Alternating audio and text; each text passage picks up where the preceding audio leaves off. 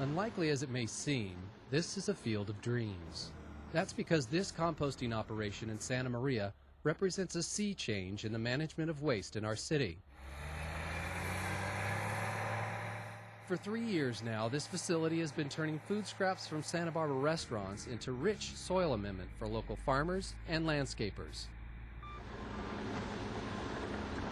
There were many reasons the city started a food scrap pilot program back in 2007, but the main one centered on this place, the Tahiguas landfill.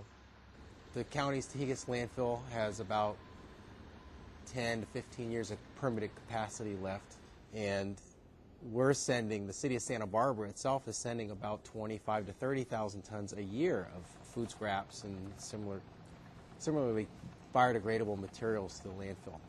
Since compostables are the single largest item coming from Santa Barbara businesses, diverting them from the waste stream will extend the life of Tahiguas significantly. This is particularly important when you consider the expense and difficulty of establishing a new landfill. A new landfill hasn't been sited in California in over 10 years. So for us to find a new place to put our material is extremely unlikely to happen, at least locally.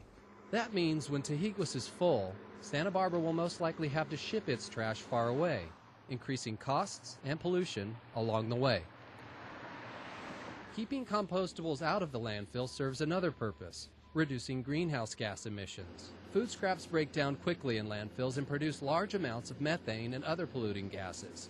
Methane is many times more potent at warming the atmosphere than carbon dioxide. Some initial concerns voiced by businesses looking to participate in the food scraps program involved vectors, otherwise known as bugs and rodents. This material is already in the trash can. There are food scraps in a trash container behind a business today. If they're not composting yet, it's in there. What we found in the pilot program and with the launch of this food scrap program is that the food scrap composting actually makes the situation a lot cleaner, because the food scraps are all isolated into one container. Most of the times they're sealed off in compostable bags, and the lids of the containers are closed, where in the past the food scraps would all be mixed with the trash, and it would be this big kind of mess that rodents and birds could dig through and dive into. Another challenge frequently voiced by businesses involved the space necessary to accommodate the new food scraps bins. So oftentimes we have a situation where multiple businesses are sharing a single enclosure, and it becomes important to establish a bin sharing agreement, as we call it, where the businesses come together and make an agreement about how much each and every one of them is going to pay based on their volume of waste.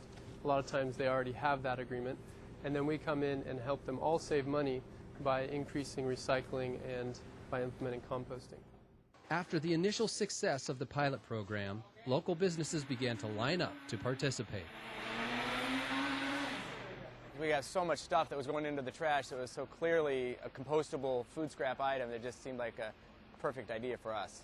And while compostable materials are the predominant component of business trash, for restaurants the percentage more than doubles. That's because so much is compostable. Food scraps, paper, wax paper.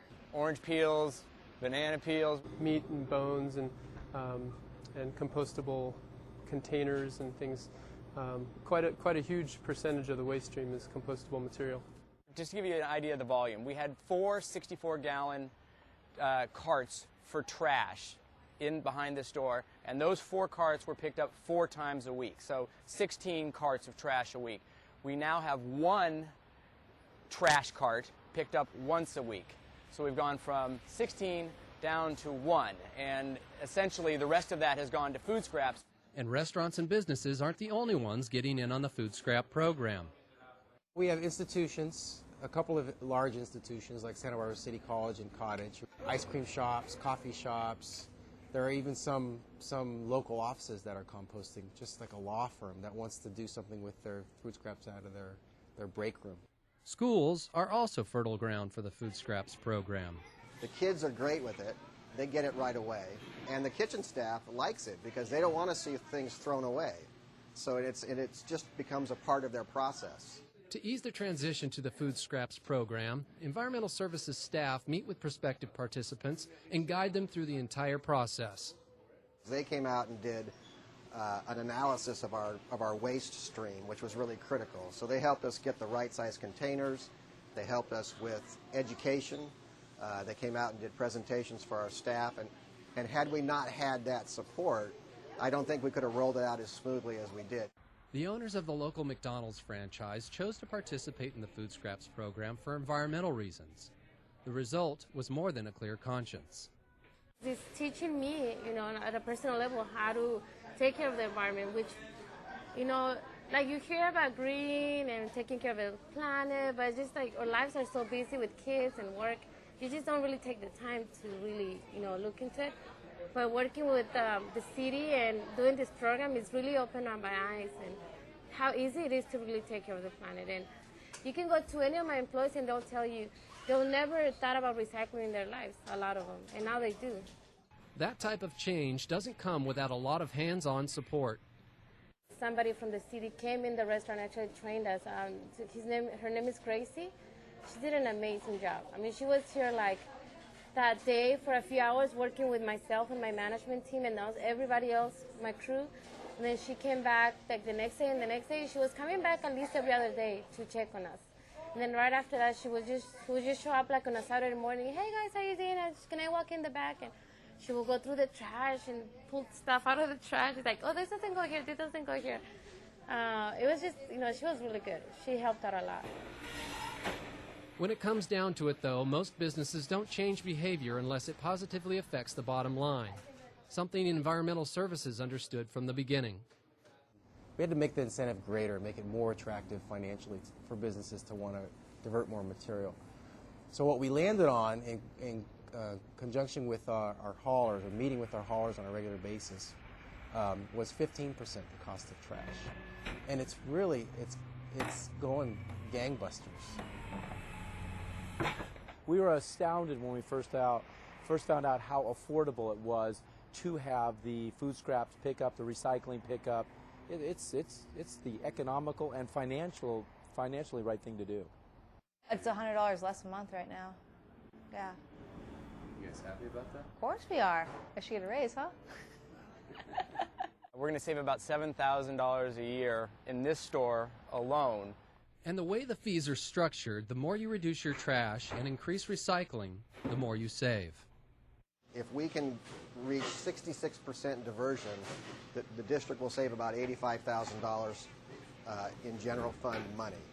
If we can get up to 75% diversion, and that would mean getting all of our cafeterias on food scraps, we would save about $128,000 a year.